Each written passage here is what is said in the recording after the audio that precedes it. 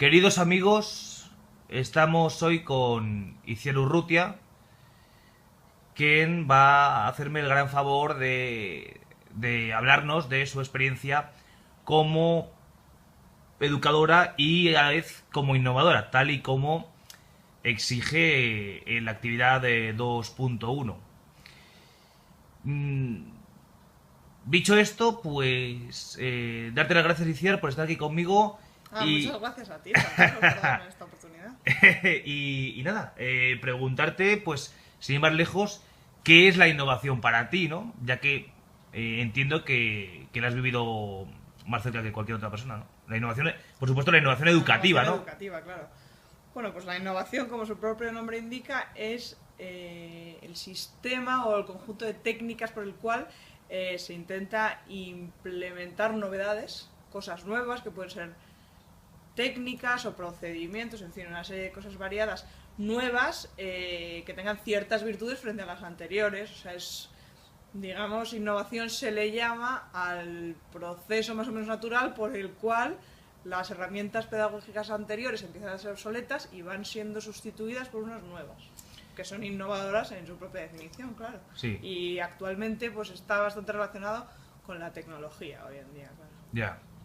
Bueno, la verdad es que la pregunta, pues,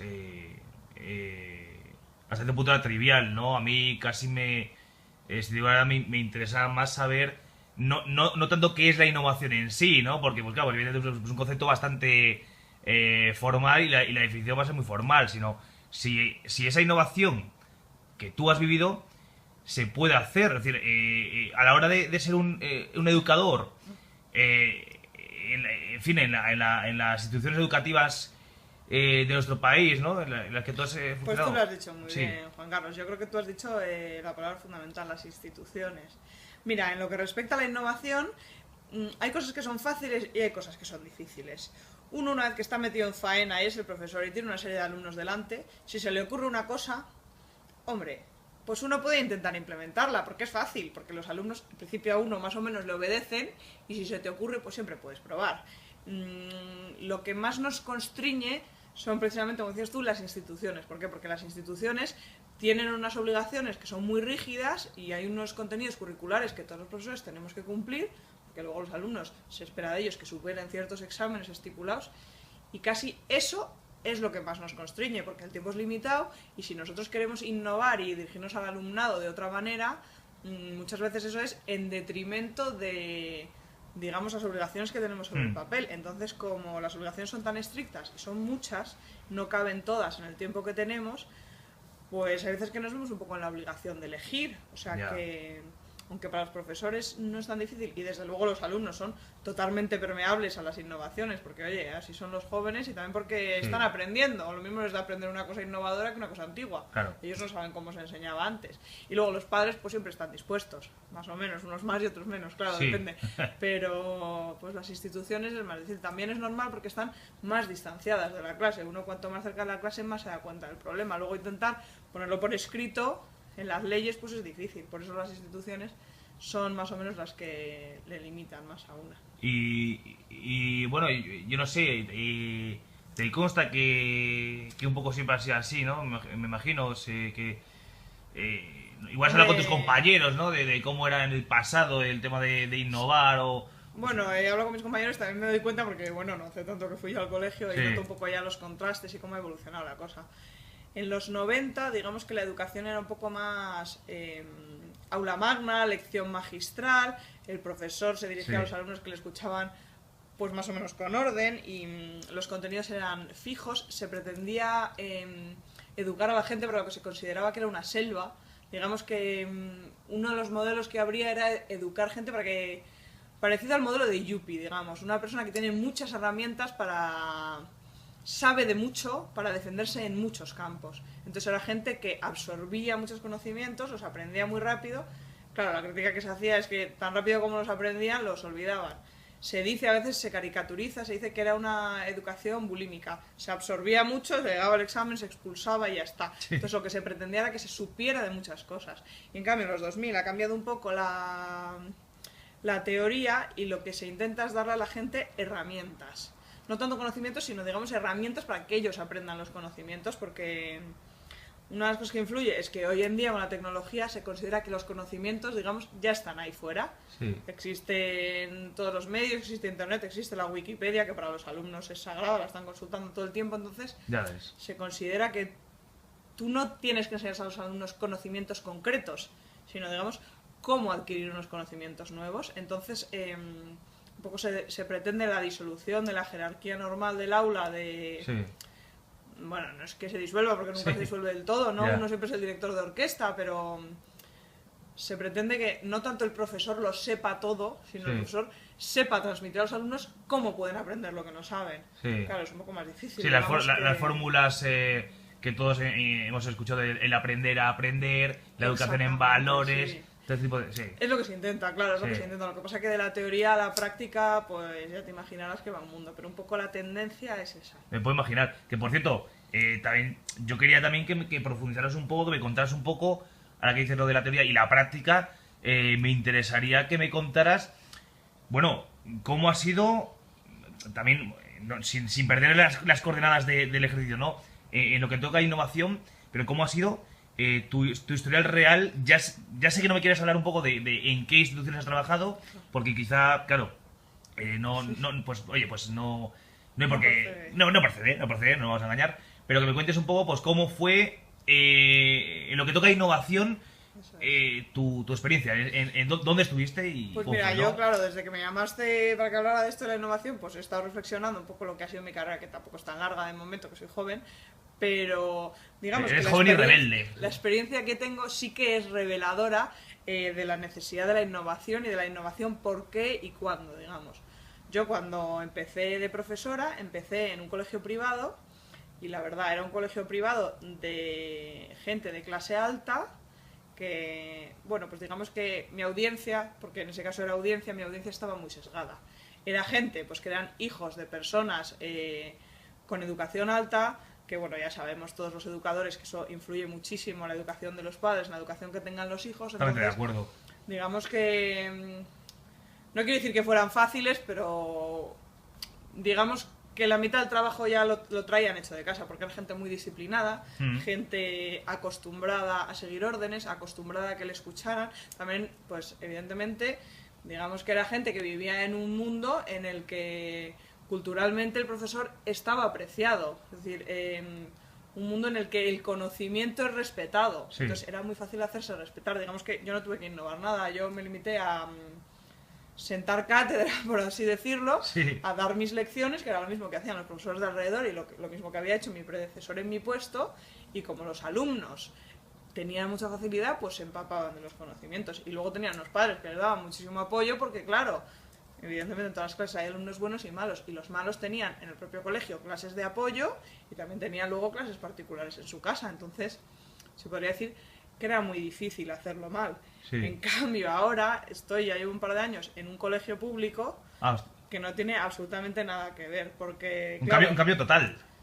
la verdad es que sí, es un cambio total, porque en este colegio es de un barrio normal, entonces digamos que ese sesgo no existe. Aproximadamente los alumnos que yo tengo en un aula cualquiera son aproximadamente pues en la misma composición de la sociedad, no son un sesgo digamos, de alto nivel adquisitivo, sino que son de todo. Por ejemplo, tengo inmigrantes, que antes no tenía inmigrantes. Claro, En el claro, colegio anterior es que no había ninguno. Entonces ahora tengo inmigrantes. Tengo algunos inmigrantes que están integrados, de segunda generación, tercera generación, pero tengo algunos Sí.